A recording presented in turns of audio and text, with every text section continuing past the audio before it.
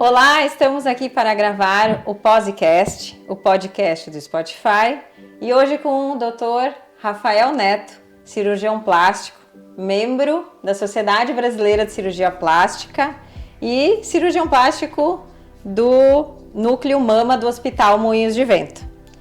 Também voluntário do Instituto da Mama do Rio Grande do Sul, o IMAMA. Rafael, muito obrigada por ceder um pouquinho do teu tempo para falar com a gente sobre as tuas cirurgias. E, na verdade, eu estou aqui por uma curiosidade. Gostaria muito que as pessoas também soubessem de um tipo bem diferente de cirurgia que tu faz, pelo menos diferente para a maioria das pessoas, e um tipo de cirurgia bem especial. Como foi que surgiu? Aonde iniciou essa técnica? Aonde tu foi buscar? Conta um pouquinho para nós do teu fellow também. Tá certo. Muito obrigado pelo convite, né? E a gente está inovando hoje aqui, né? Afinal, tu saiu de casa para a gente fazer essa gravação e sempre inovar não é para qualquer um, né? A gente tem que ter experiência para inovar e inovar com classe. Então, eu agradeço muito essa oportunidade. Realmente, a gente tem buscado nos últimos anos, né, uma ênfase em cirurgia plástica da mama, incluindo cirurgias reconstrutivas e cirurgias estéticas, né? E isso que tu estavas comentando é um insight que eu tive há uns anos atrás, né? Quando eu já trabalhando bastante tempo com a cirurgia da mama, me dei conta que eu precisava aprimorar isso, né? E aí, depois de tentar várias vezes uma vaga, né, num estágio fora, na Bélgica especificamente, que era o local que eu imaginava, né, que existia tudo aquilo que eu estava precisando naquele momento. Então consegui uma vaga, né, em 2009, eu já estava no mercado desde 2019, eu já estava no mercado desde 2010, ou seja, já tinha, né, uma certa trajetória. Eu fui fazer o meu fellow, né, em Ghent, na Bélgica, porque lá tinha, né, um serviço que realmente fazia cirurgias reconstrutivas avançadas da mama. E lá a gente mudou, né, realmente a nossa visão sobre a cirurgia, trouxe, né, para o Rio Grande do Sul principalmente. Não é uma cirurgia inédita, mas é uma cirurgia que aqui se fazia muito pouco, que é o retalho abdominal microcirúrgico para reconstruir a mama.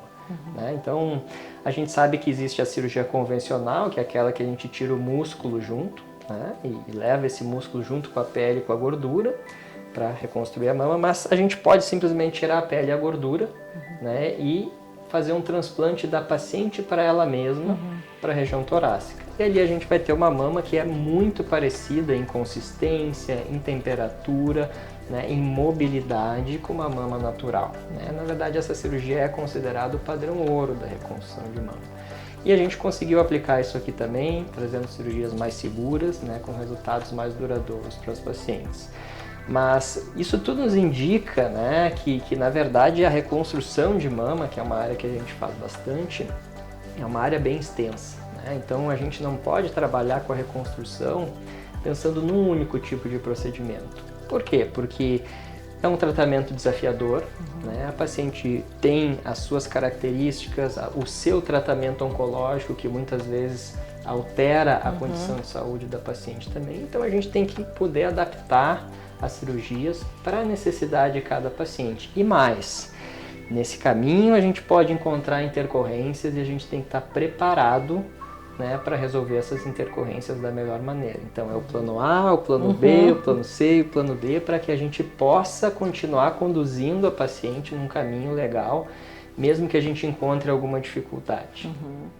E até para as pessoas entenderem como é o pós-cirúrgico deste tipo de cirurgia, porque a primeira coisa que as pacientes perguntam é, tá, como é que eu vou ficar depois?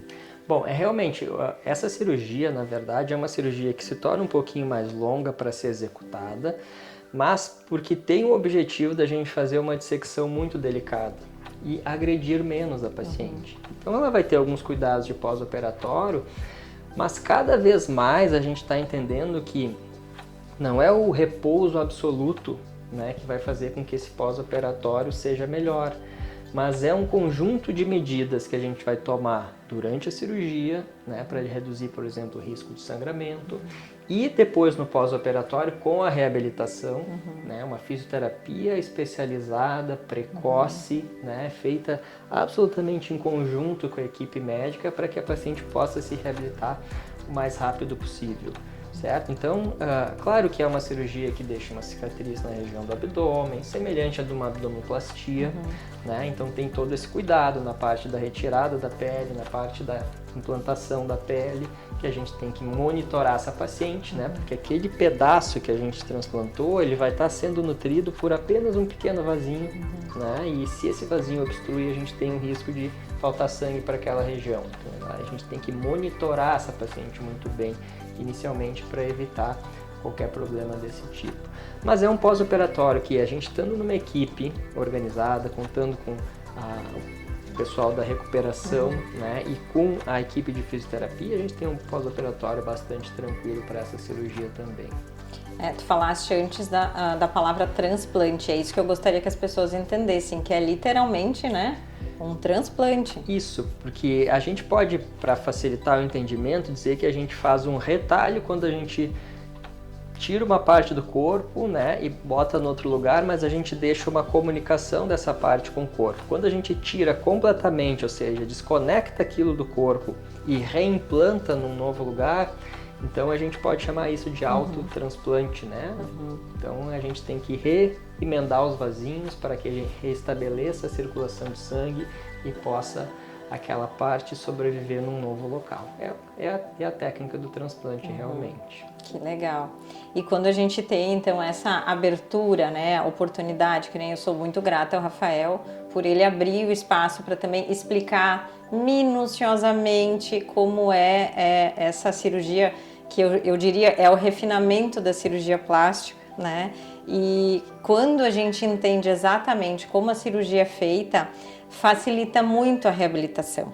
Facilita muito também para o nutricionista, né, entender que é importante estar na equipe, monitorando também o paciente, enfim, e toda a equipe é importante, né? Não é só o cirurgião que faz sozinho, não sou só eu que faço o meu trabalho. Então a gente precisa ter essa conversa, né, de igual para igual, e sempre com o foco no paciente.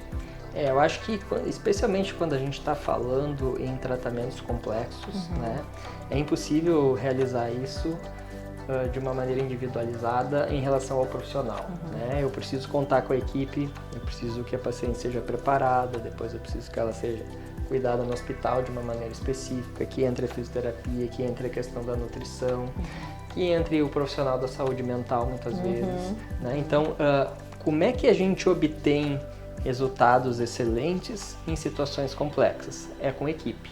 Né? Não tem outra maneira da gente conseguir fazer isso. Por quê? Porque se não tiver cada um dando o seu melhor na sua área, a gente provavelmente vai estar deixando de entregar alguma coisa para a paciente. Então, não adianta a gente investir tudo na cirurgia e não poder fazer a fisioterapia.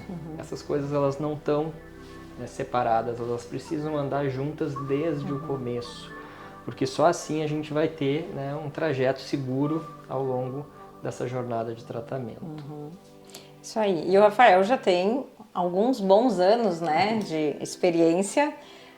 Assim como eu também já atuo na fisioterapia há pouquinho mais de 20 anos. Nós temos o entendimento que a informação precisa chegar até o paciente, né? Hoje em dia, ainda mais com a internet, para todo mundo tem acesso. Só que nós, ainda quando nos formamos, eu digo nós da saúde, nós da área da saúde, não tínhamos um entendimento sobre administração, como gerir uma clínica, um consultório, como fazer o nosso marketing. A gente não aprendeu nada disso, a gente aprendeu a trabalhar voltados à saúde, né? E como é que tu vê isso hoje em dia? Olha, filho, eu acho que isso é uma coisa que cresceu bastante, né? Porque o maior beneficiado, né, de receber essa informação é o próprio paciente. Né? E muitas vezes, durante muito tempo, eu vi o médico sendo uma pessoa que estudou muito, né? O profissional da saúde estudou muito, aprendeu tecnicamente a fazer coisas que as outras pessoas não conseguem fazer, né? A manipulação pós-operatória, uso de tecnologias, mas nem sempre ele conseguia fazer com que essa informação chegasse nas pessoas, né? E por mais que a gente invista em formação, faça estágios fora, participe de uma série de congressos, esteja o tempo todo, né, fazendo alguma coisa para que possa continuar melhorando a nossa performance, essa informação precisa chegar nas pessoas. E felizmente com a rede social acho que a gente teve um acesso, né, a essas pessoas de uma maneira mais fácil. Então quem está se organizando para isso, né, quem está conseguindo traduzir, né, a qualidade do seu trabalho em informação simples, compreensível, né, para que as pessoas entendam a diferença das coisas, de que tudo não é a mesma coisa, porque isso é uma coisa que às vezes pode, né, parecer que é, não, todos os fisioterapeutas são iguais, todos os cirurgiões plásticos são iguais, não é isso, né? Tem muitas diferenças, até pela ênfase que cada um dá, pela experiência de vida, né? Cada pessoa tem uma profissão, mas ela não é uma profissão. Então, além de tu ser médico, além de ser fisioterapeuta, né, tu é a Fernanda, tu é uma pessoa dotada de experiências prévias, de convicções, de princípios, e isso também tem que casar, né, com o paciente. E aí agora, quem tem utilizado a rede social e tudo, acho que tem conseguido, né, se aproximar muito dos pacientes e conectar de uma maneira diferente. E isso acaba agregando valor para todos os lados, né? Porque não tem coisa melhor para uma paciente que ela possa encontrar alguém que ela se conecte, tenha confiança e que possa compreender ela da melhor maneira. Isso é o princípio para um bom resultado de tratamento em qualquer área. Então eu acho que esse é o grande lance hoje em dia. Não se trata de vender alguma coisa, se trata de estabelecer conexões que vão gerar frutos de um tratamento e que a gente possa, né, ajudar cada vez mais pessoas de uma maneira mais efetiva. Sim, eu vejo exatamente isso. Quando a paciente... eu simpatizei com, né, o doutor. Parece que até a adesão ao tratamento fica mais fácil, o entendimento, as rotinas do tratamento também ficam mais fáceis, né? E é diferente se a gente for pensar uma formação médica, uma formação na saúde. Há muitos anos atrás, se falava num distanciamento, né? Não se envolvam com os seus pacientes. Hoje em dia a gente está vendo que a gente quer o contrário, né? Enfim, a gente... Até como paciente, se eu fosse paciente, eu também gostaria de ser uma paciente vista pelo meu médico ou pela minha nutricionista, ou enfim, e não só mais um número, né? E é isso que a gente quer passar hoje também para as pessoas. Eu acho que a conexão, as pessoas não mudam, né? As pessoas precisam de conexão para se sentir seguras, né? Precisam de conexão para fazer as suas escolhas. E não faz sentido o médico, que é uma pessoa que muitas vezes entra em contato com a paciente num momento de fragilidade, né, que ela está precisando de alguma coisa, a gente se distanciar disso. Na verdade, a gente tem que conectar. Né? Claro que tem os seus limites, uma série de coisas, tudo bem, isso tudo faz parte do bom senso, mas quanto mais conectado a gente está, maior a chance da gente chegar onde a gente precisa.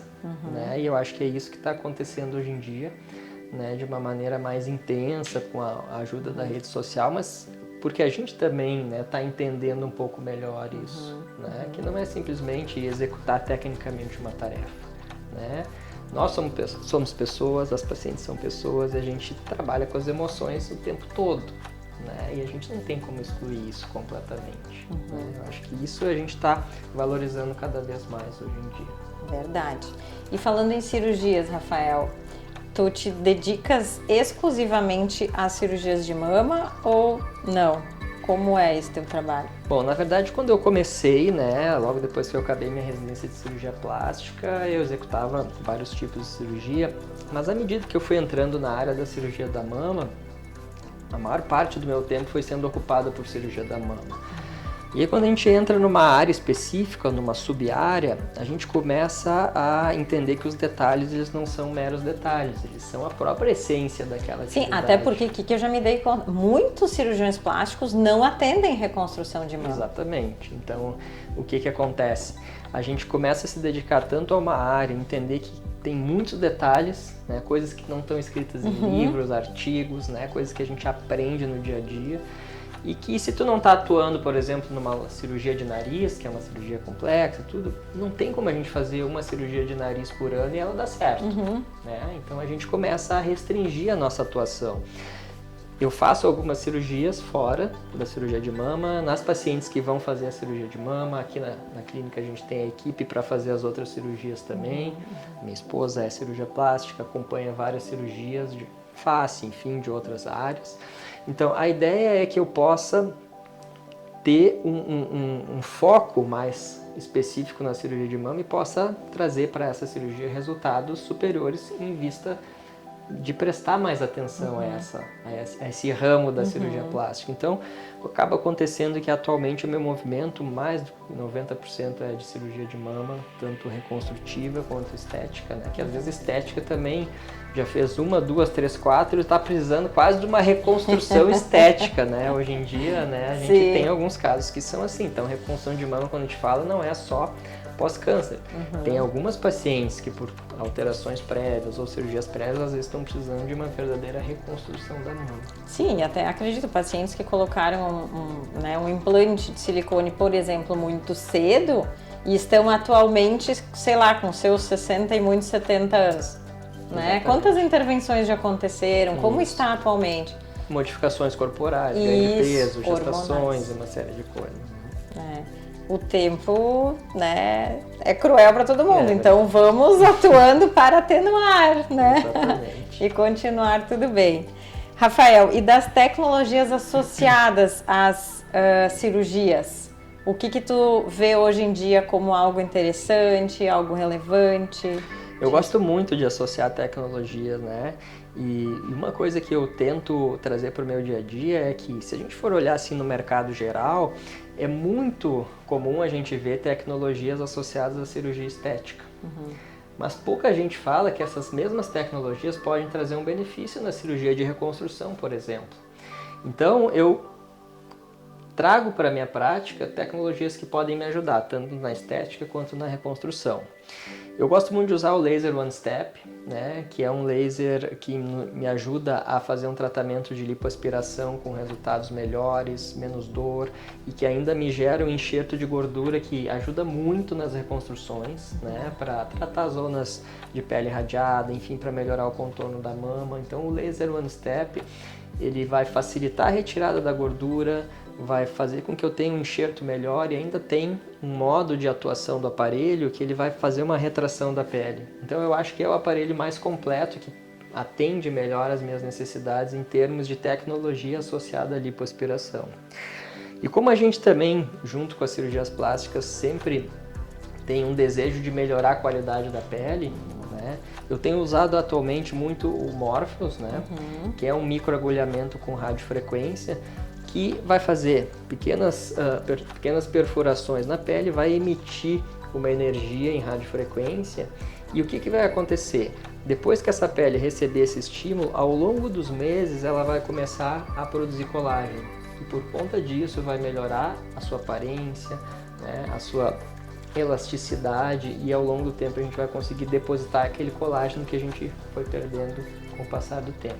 Então, usar tecnologias, né, tem ainda o exemplo aqui, eu não comentei, mas das matrizes de regeneração, que são muito utilizadas na reconstrução, né, que permitem que as células do corpo entrem para dentro de uma substância, né, a gente pode chamar de uma malha, de uma placa, e criem um tecido, né, porque promovem a regeneração. É fantástico, né? Então, isso são coisas que atualmente a gente tem trazido cada vez mais.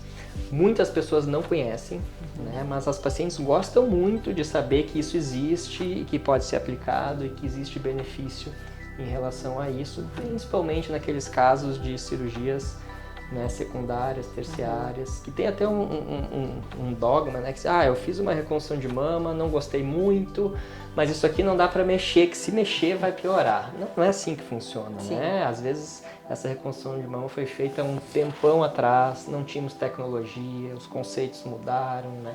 Ou ficou com alguma sequela, uma aderência. Exatamente. Então a paciente vem hoje, a gente tem toda uma abordagem diferenciada para isso e consegue transformar uma reconstrução de mama que não estava tão legal uma boa reconstrução, e isso melhora muito a autoestima da paciente. Né? Sim, porque em se falando de cirurgias, tipo assim, se eu for me lembrar, eu recém-formada, né, a primeira cirurgia de mama por câncer de mama que eu lembro de vou tratar primeiro a capsulite adesiva, vou tratar a aderência, vou tratar não sabia nem por onde começar de tanta intercorrência que tinha, né?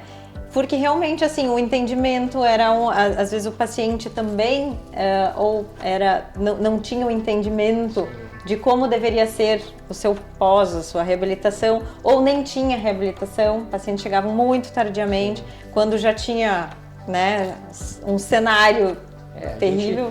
A gente mudou muito isso nos últimos anos, até porque a cirurgia de retirada do câncer de mama, né, as quadrantectomias, tetorectomias e a própria mastectomia, elas ficaram cada vez menos agressivas, né, ou mais conservadoras, digamos assim. Por que isso? Porque lá quando a gente começou a tratar, muitos anos atrás, a gente achava que tinha que fazer uma grande cirurgia, remover o máximo de pele, gordura, músculo, para que aquela doença não voltasse. O tempo foi passando e a gente foi vendo que uma cirurgia menor, com tratamentos associados, radioterapia, quimioterapia, chegávamos no mesmo grau de cura. Então a gente foi reduzindo a agressividade da cirurgia e isso favoreceu a reconstrução de mama, certo? Então o meu trabalho hoje ele começa logo após a cirurgia de retirada. Então tudo aquilo que é feito antes do meu trabalho vai ter um impacto muito grande no resultado final.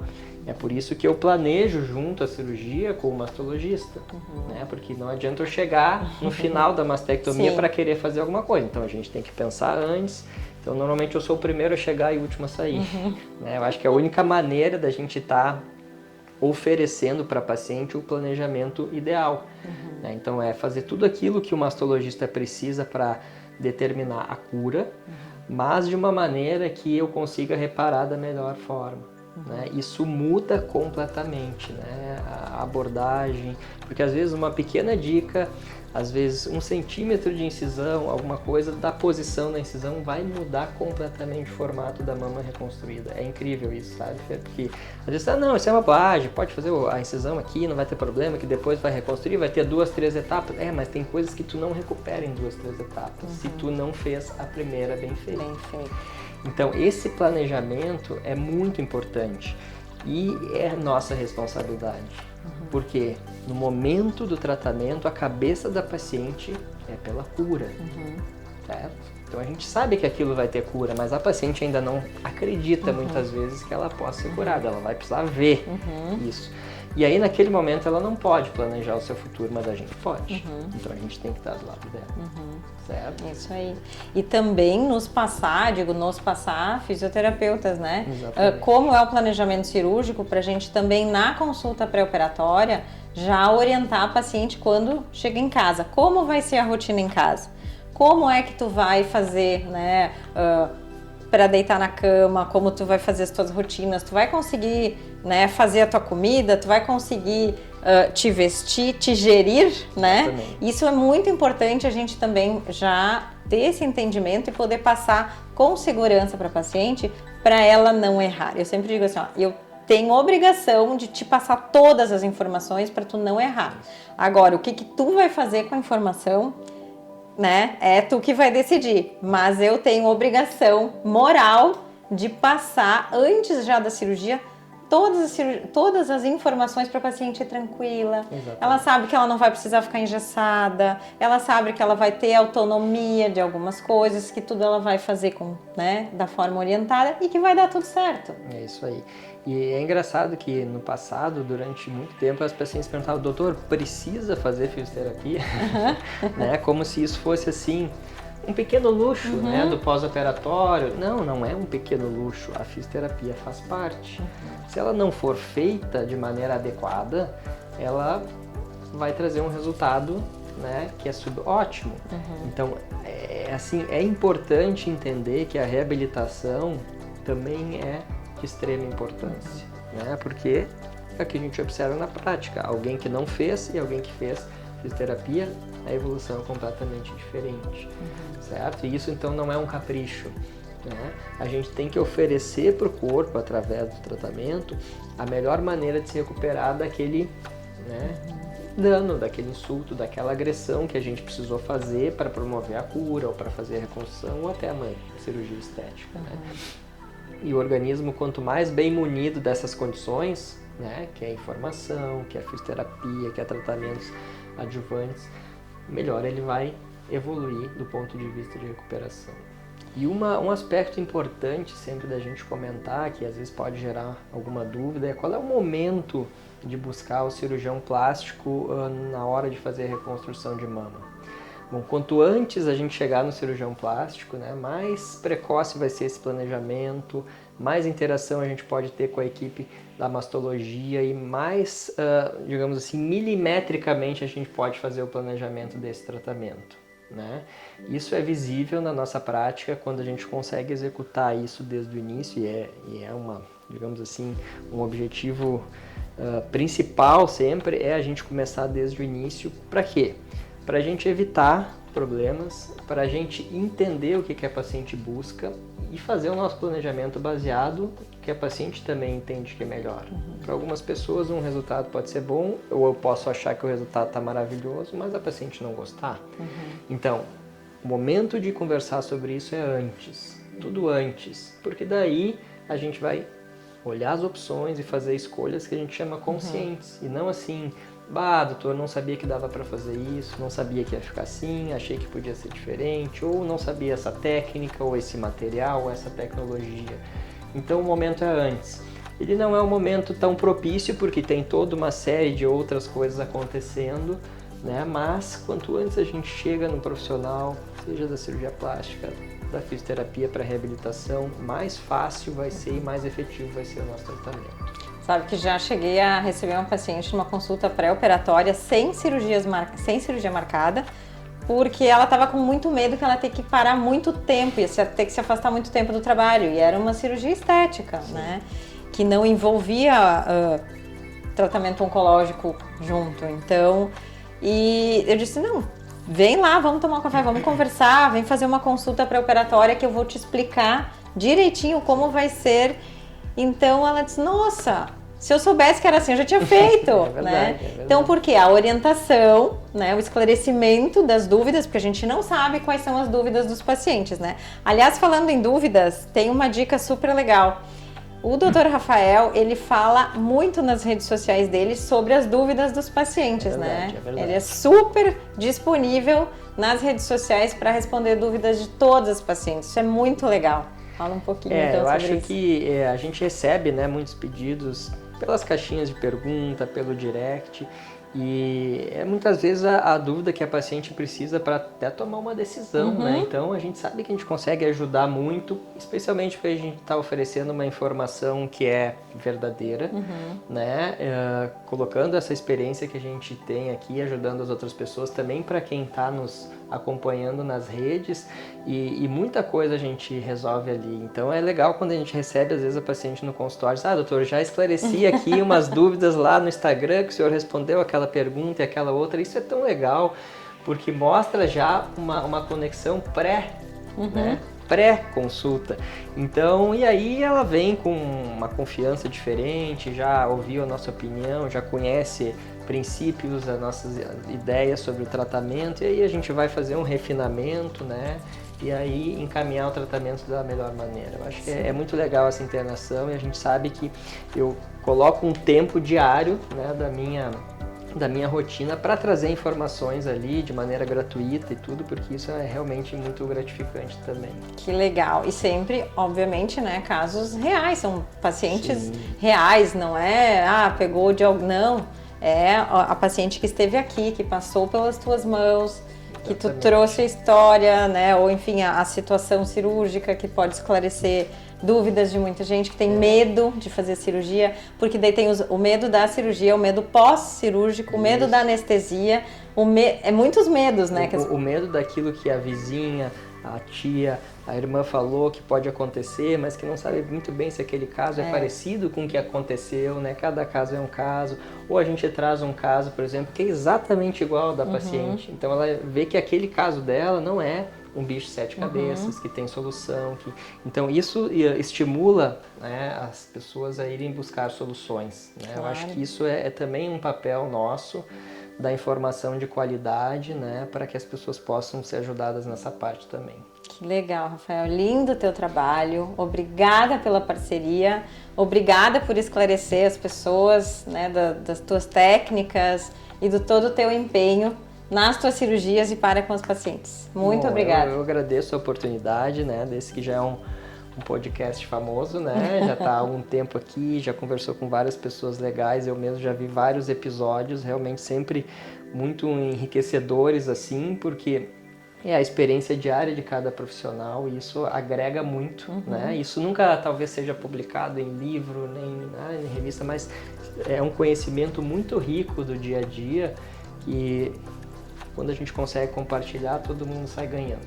Muito obrigado pelo convite e por, né, fazer essa viagem até aqui para fazer um podcast fora de casa, né? É uma inovação realmente. Isso aí, inovando sempre. Obrigada.